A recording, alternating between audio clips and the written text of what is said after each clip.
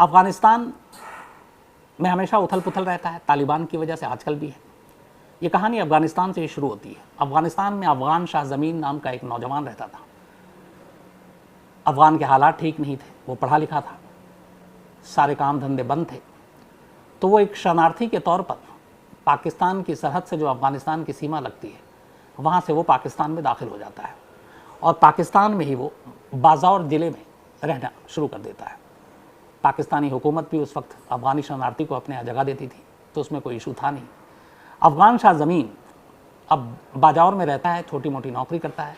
इसी दौरान उसकी मुलाकात होती है यास्मीन नाम की एक लड़की से। थोड़े दिनों में दोनों में मोहब्बत हो जाती है। इसके बाद दोनों की शादी हो जाती है घर वालों की रजामंदी से। अब दोनों बेहद खुश थे। कुछ वक्त के बाद इनकी एक बेटी होती है। इस दौरान रोज़गार की तलाश में अब अफ़गान शाह बाज़ौर से निकलकर पेशावर पहुंच जाता है। पेशावर में वो अपना छोटा मोटा काम करता है। जब छुट्टी मिलती है वो वापस बाज़ौर अपनी बीवी और बेटी के पास आता। कुल मिलाकर इनकी ज़िंदगी बहुत ही खुशगवार गुजर रही थी। अफ़गान शाह ज़मीर का एक दोस्त था, उसका नाम था गुलिस्तान। ये भी बाज़ौर का रहने वाला था और पेशावर में काम करता था। अफ़गान शाह और गुलिस्तान दोनों बहुत ही जिगरी दोस्त थे। अफ़गान शाह जो भी कमाता था उसने बैंक में कोई अकाउंट नहीं खोल रखा था। शायद उसकी वजह बहुत सारी होगी, शरणार्थी था, पाकिस्तान बैंक में अकाउंट खोलना ना खोलना। तो वो जो सेविंग करता था वो सारे पैसे गुलिस्तान को दे देता था, क्योंकि गुलिस्तान पाकिस्तानी था और बाज़ौर में था, दोनों दोस्त थे। और वो उससे कहता था कि ये पैसे तुम जमा करो, जब मुझे ज़रूरत होगी तो मैं ले लूँगा। बेटी बड़ी होगी, स्कूल में दाखिला है, बाकी चीज़ें हैं, कल को बीमारी है, दवा है। तो धीरे धीरे अफ़गान शाह अपनी जमा पूंजी गुलिस्तान को देता रहा। वक्त बीतता गया। 2018 की तारीख आ गई, साल 2018 में अचानक जब अफ़गान शाह बाज़ौर पहुंचा तो उसने अपने दोस्त गुलिस्तान से कहा कि जो पैसे मैंने तुम्हारे पास रखवाए वो मुझे दे दो, कुछ ज़रूरत है, कुछ घर का काम है, कुछ तबीयत भी ठीक नहीं है, डॉक्टर को भी दिखाना है। तो गुलिस्तान ने कहा कि इस वक्त तो उसके पैसे हैं नहीं, लेकिन तुम अभी बीमार हो, एक काम करता हूँ, मैं तुम्हें चलो दवा दे देता हूँ और तुम ठीक हो जाओगे। दोस्त था, अफ़गान शाह को कोई शक नहीं होता है। इसके बाद अफ़गान शाह को गुलिस्तान, वहाँ पे एक जगह है इनायत कली बाज़ार, वहाँ से वो 2 इंजेक्शन लाता है और कुछ दवाएं, और वहाँ से लाने के बाद बाज़ौर में ही एक नदी के किनारे दोनों की मुलाकात हो जाती है। गुलिस्तान उससे कहता मैं तुम्हारे लिए दवा ले आया हूँ, डॉक्टर से पूछ लिया हूँ, जो तुमने सिम्टम और बीमारी बताई थी वो डॉक्टर के पास उसको खुद नहीं ले गया, बल्कि वो उसके हालात डॉक्टर को बताए। उसने कहा डॉक्टर ने ये इंजेक्शन दिया और दवा दिया, तुम 2 दिन में ठीक हो जाओगे। और नदी किनारे उसने कहा कि ये काम करो, पहला इंजेक्शन तो तुम अभी ले लो। और बोला कि मुझे मालूम है इंजेक्शन कैसे देते हैं, क्योंकि उस वक्त वहाँ पे बहुत सारी ऐसी चीज़ें थी जिसमें आम लोग भी इंजेक्शन देना, और ये सारी जहाँ पे जंग जैसे या फिर तालिबान का भी पाकिस्तान में काफ़ी ज़ोर रहा। तो अफ़गान शाह को लगा कि उसका दोस्त है, कोई बात नहीं। उसने एक इंजेक्शन अपने हाथ से गुलिस्तान ने अफ़गान शाह को लगा दिया और दवा दी। बोला कि अब जाओ घर जाकर आराम करो, रात को दवा खा लेना, अगला इंजेक्शन कल लगवा लेना, या तो मैं ही आ जाऊँगा। अफ़गान शाह घर पहुँच जाता है अपनी बीवी और बेटी के पास, लेकिन घर पहुँचने के अगले 1-2 घंटे के अंदर ही उसकी हालत और बिगड़ जाती है। थोड़ी देर में वो बेहोश हो जाता है। यास्मीन घबराई, कुछ पड़ोसियों की मदद से अफ़गान शाह को अपने शौहर को अस्पताल ले जाती है नज़दीक के। जब वो अस्पताल जाती है तो डॉक्टर उसको मुर्दा करार देते हैं। बात आई गई हो गई, सभी ने कहा कि वो बीमार था, इसी की वजह से शायद मौत हो गई। मौत की खबर सुनकर सभी उसके जानने वाले आते हैं, उसमें गुलिस्तान भी था। इसके बाद उसकी तदफीन की जाती है, दफना दिया जाता है। पोस्टमार्टम नहीं होता, न डॉक्टर मौत की वजह बताता है, इसलिए कि पोस्टमार्टम हुआ नहीं। लेकिन यास्मीन को अपने तरीके से अब पता करना था कि ये मामला है क्या। अच्छा, इत्तेफाक से जिस इलाके में ये लोग रहते तो उस वक्त वहाँ कोई पुलिस स्टेशन नहीं था आसपास में, और जहाँ रिपोर्ट लिखाएं तो पुलिस के पास भी नहीं जा पाए लोग, क्योंकि अब इतनी दूर कौन जाएगा। फिर घर वालों पड़ोसियों ने कहा कि एक बीमारी से आम मौत है। लेकिन यास्मीन को ये बात हजम नहीं हुई। उसे लगा कि ये मामला गड़बड़ है और ये कत्ल है। अब यास्मीन ने एक जासूस और एक पुलिस अफसर के तौर पर खुद ही इस पूरे मामले की तफ्तीश शुरू की।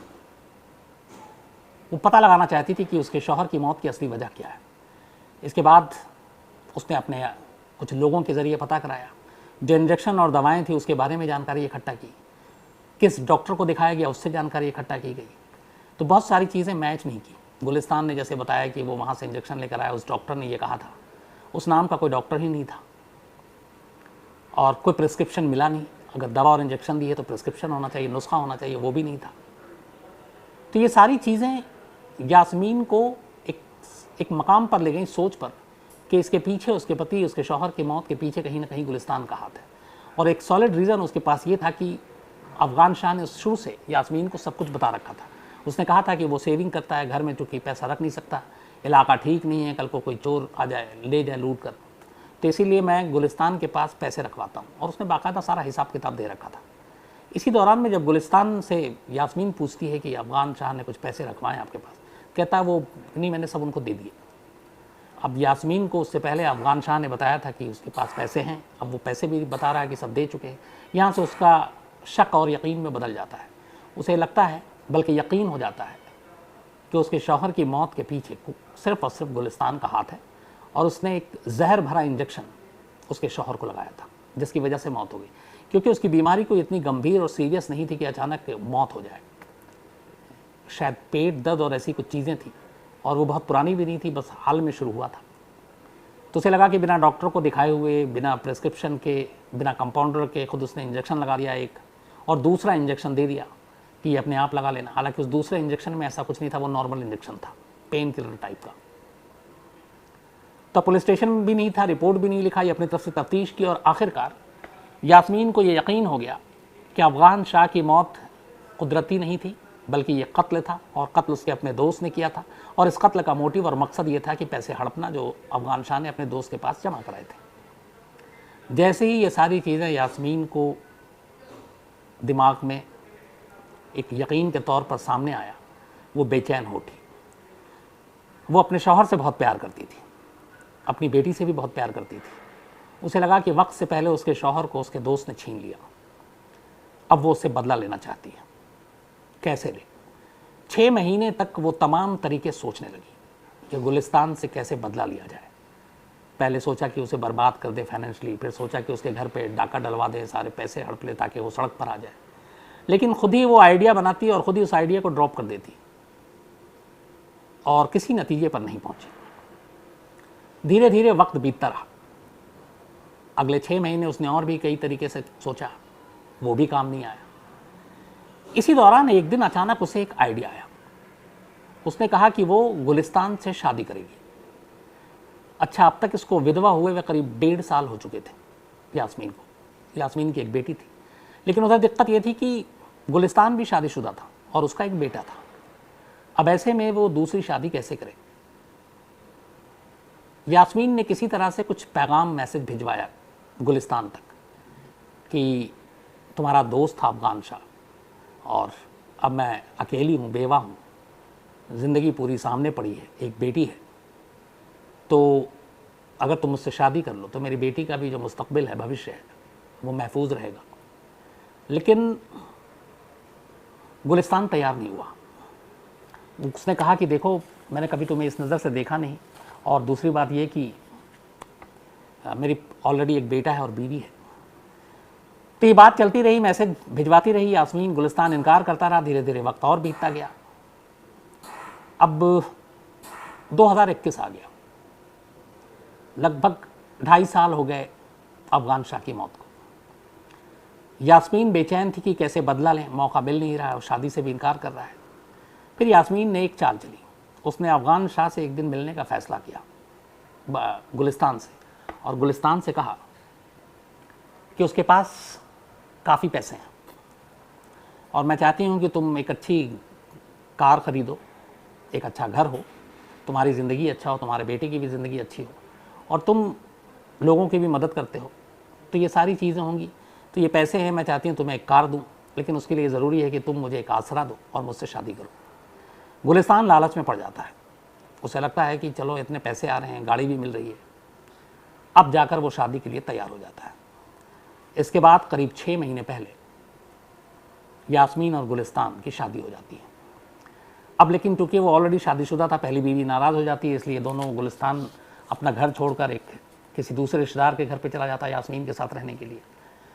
फिर थोड़े दिन के बाद तीसरे रिश्तेदार के साथ। अब यास्मीन को इधर मौका नहीं मिल रहा है क्योंकि लगातार दूसरों के घरों में वो लोग रह रहे हैं। अब इसमें 6 महीना बीत जाता है और लगभग जुलाई का महीना आ जाता है। अभी लास्ट वीक जुलाई के शुरू में यास्मीन कहती है गुलिस्तान से कि कब तक हम अपने रिश्तेदारों के घरों में रहेंगे और कब तक इधर से उधर भटकेंगे, उससे अच्छा एक काम करते हैं, एक घर किराए पे ले लेते हैं और वहाँ रहते हैं, पैसे तो है ही हैं। इसके बाद वो लालच भी देती है कि मेरे पास भी पैसे हैं। फिर उसी इनायत कली बाज़ार में जहाँ पे ये पहले रहती थी और जहाँ दम तोड़ा था उसके शौहर ने, उसी इलाके में वो गुलिस्तान को अपने साथ ले जाती है और एक घर 3,000 रुपये पर मंथ किराए पे ले लेती है। अब गुलिस्तान और यास्मीन और उसकी बेटी ये एक घर में किराए के साथ रह रहे हैं। पहली बार यास्मीन को अब मौका मिला कि इस घर में कोई और नहीं है, कोई रिश्तेदार नहीं है, बस यही 3 लोग हैं। लेकिन पहला चरण पूरा हो चुका साजिश का। अब ये था कि मारें कैसे, क्योंकि गला दबाकर मारना अकेले बस की बात नहीं थी। वो हट्टा कट्टा था गुलिस्तान, यास्मीन नाजुक थी, उसे लगा कि वो उस पर काबू नहीं पाएगी। तो क्या करें, जहर खरीदेंगे तो शक हो जाएगा लोगों को या पकड़ी जाएगी। तो अब मारने के लिए हथियार क्या करें। फिर इसका भी उसने हल निकाला। एक दिन उसने कहा कि तुम दिन भर बाहर रहते हो काम के सिलसिले में, फिर अपनी बेटे और उनसे भी मिलते हो, और मैं घर में अकेली रहती हूँ, घर में पैसे भी हैं, तो यहाँ पे चोर लुटेरे भी आ सकते हैं, तो हम लोगों को अपनी हिफाजत के लिए एक पिस्तौल ज़रूर रखनी चाहिए। गुलिस्तान कहता हाँ ये बात तो सही है। इसके बाद 13,500 रुपये में गुलिस्तान एक पिस्टल ख़रीद कर लाता है। मतलब यास्मीन कत्ल का हथियार भी उसी के हाथों से ख़रीदवाती है। तो अब पिस्टल भी आ गया 13,500 रुपये में। उसने यास्मीन ने कहा दिखाओ ये कैसे चलता है, बाकायदा गुलिस्तान से ही सब कुछ पूछा। उसने कहा कभी अगर मैं घर में अकेली फंस गई, बेटी है, कोई आ गया, तो अपनी हिफाजत के लिए इसको कैसे चलाएंगे। तो गुलिस्तान ने उसे बताया कि इसमें ऐसे गोलियां भरते हैं, इसको ऐसे ट्रिगर दबाते हैं। वो सब कुछ सीख गई। पिछले हफ्ते पहली बार अब यास्मीन को एक मौका मिलता है। उसने तय कर लिया था कि आज की रात ही वो गुलिस्तान से अपना इंतकाम लेगी, अपने शौहर के मौत का बदला लेगी। वो रात को जागी रहती है, गुलिस्तान सो जाता है। रात करीब 1 बजे वो उठती है बिस्तर से, दूसरे कमरे में जाती है जहाँ एक संदूक में वो पिस्टल रखा था। वो पिस्टल निकालती है, गोली भरती है, वापस कमरे में आती है, नींद में बेसुध गुलिस्तान की तरफ देखती है और ट्रिगर दबा देती है। लेकिन गोली नहीं चलती। वो 2-3 बार लगातार बेतहाशा पागल की तरह ट्रिगर दबा रही है, गोली चल नहीं रही है। अब वो घबरा जाती है, परेशान हो जाती है। इसके बाद वो वापस दूसरे कमरे में जाती है, फिर देखती है कि इसमें दिक्कत क्या है। फिर वो चैम्बर खोलती है, गोली चेक करती है, दोबारा गोली डालती है, फिर से वापस कमरे में आती है। अब भी गुलिस्तान सो रहा है बेसुध। इसके बाद वो बिल्कुल उसके करीब जाती है, सिरहाने जाती है और उसके सर के बिल्कुल पास पिस्टल की नाल रखकर ट्रिगर दबा देती है। इस बार गोली चल जाती है। पहली ही गोली में गुलिस्तान का काम हो चुका था। लेकिन यास्मीन नहीं रुकती। इसके बाद वो दूसरी गोली चलाती है उसके सीने पर। गुलिस्तान दम तोड़ देता है। यास्मीन उसे देखती है, उसकी नफ्स टटोलती है, दूसरे कमरे में वापस जाती है, संदूक में वापस पिस्टल रखती है, बाकी की गोलियां बाहर निकालती है और उसी बिस्तर पर आकर बैठ जाती है। ये सब कुछ हुआ था रात करीब 1 से 1:30 के दरमियान। और 1 से 1:30 के दरमियान उसी बिस्तर पर बैठकर वो लगातार अब अपने उस शौहर को देख रही है जिससे सिर्फ अपने पहले शौहर के कत्ल का बदला लेने के लिए उसने शादी की थी और 3 साल इंतज़ार किया था। और इस 3 साल के इंतज़ार के बाद आखिरकार उसका इंतकाम पूरा हुआ था। वो पूरी रात बिस्तर पर बैठी रही और इसके बाद सुबह जैसे ही सूरज की किरणें आई, वो दरवाज़ा खोलती और चीखती है कि मेरे शौहर को किसी चोर डाकू ने गोली मार दी। पड़ोसी उसकी आवाज़ सुनते हैं, पड़ोसी घर के अंदर आते हैं। इसके बाद देखते हैं खून से लथपथ लाश पड़ी हुई है गुलिस्तान की। पुलिस को फ़ोन किया जाता है। 3 साल पहले जब अफगान शाह की मौत हुई थी तब उस इलाके में कोई पुलिस स्टेशन नहीं था, लेकिन 3 साल के अंदर वहाँ एक नया पुलिस स्टेशन खुल चुका था। खबर सुनकर पुलिस की टीम वहाँ पहुँचती है। उस वक्त वहाँ इंस्पेक्टर थे इनायत अली, वो आते हैं, सारी तफ्तीश होती है। लेकिन उन्हें शक होता है क्योंकि अड़ोस पड़ोस के कुछ लोग देर रात तक जागे हुए थे, उन्होंने किसी को आते देखा ना जाते देखा। फिर भी वो तफ्तीश जारी रखते हैं। 2-4 दिन बीत जाता है। इस दौरान में पुलिस को पुरानी कहानी भी पता चलती है कि कैसे यास्मीन की शादी हुई थी अफगान शाह से, कैसे उसकी मौत हुई। पड़ोसियों से ये भी पता चला कि यास्मीन हमेशा अपने पति, अपने शौहर की मौत के लिए गुलिस्तान को ही जिम्मेदार मानती थी। तो पुलिस का माथा ठनका कि जिसे वो अपने शौहर का कातिल मानती थी, उससे उसने शादी क्यों की। इसके बाद धीरे धीरे छानबीन के बाद आखिरकार पुलिस को तलाशी में एक संदूक से वो पिस्टल मिली जिससे गोली चली थी। उस पिस्टल से चली गोली और जो खोखे बरामद हुए उसको टेस्ट के लिए भेजा गया। फॉरेंसिक रिपोर्ट आई, गोली मैच कर गया। इसका मतलब था कि गोली घर के अंदर ही चलाई और घर के अंदर से जो चलाने वाला था वो घर का ही था। अब पुलिस ने यास्मीन से सख्ती से पूछताछ की। बहुत ज़्यादा सख्ती करने की ज़रूरत ही नहीं पड़ी। यास्मीन ने एलानिया ये एक्सेप्ट किया कि हाँ, मैंने ही गुलिस्तान को मारा है, क्योंकि मुझे अपने शौहर की मौत का बदला लेना था और अपने शौहर के कत्ल का बदला लेने के लिए ही मैंने गुलिस्तान से शादी की। 3 साल इसकी मौत का इंतज़ार किया। आज मेरा इंतज़ार और इंतकाम दोनों पूरा हुआ। इसके बाद यास्मीन को जेल भेज दिया गया। उस इलाके के आधे लोग यास्मीन को कातिल के तौर पर देखते हैं, बाजावर ज़िले में पाकिस्तान के। आधे लोग उसके साथ हमदर्दी रखते हैं कि इसने किस तरीके से 3 साल तक अपने दुश्मन से बदला लेने का इंतज़ार किया, उसके साथ शादी की, उसके साथ सोई, उसके साथ रही और फिर अपने हाथों से उसे मौत के घाट उतार दिया।